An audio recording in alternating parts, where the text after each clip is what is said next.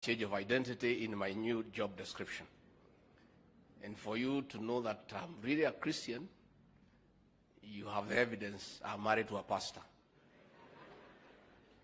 The Speaker of the National Assembly, I beseech you, and I'm grateful you invited me here. But when you invite me for an occasion, I request you to be considerate. Punguza Kizungu kidogo, ndio niweze kuelewa ile ambayo unasema. Your Excellency, the theme of reconciling with God and men could not be more appropriate for our country. I want to give a testimony that the President, on ascending to the high office, has led this country in forgiveness and reconciliation.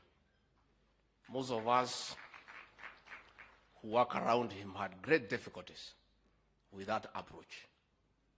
But along the way, he has persuaded us, and we are now aligned, that reconciliation is the way to go for the betterment of this country.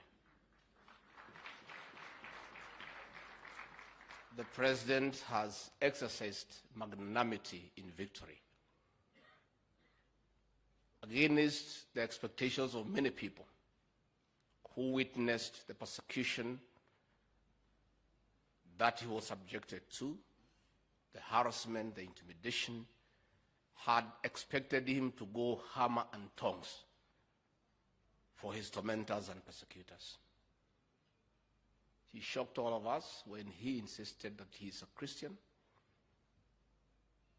and the Bible has taught him that forgiveness is a calling from God, and he decided to lead this country by giving leadership in forgiveness and matters of reconciliation.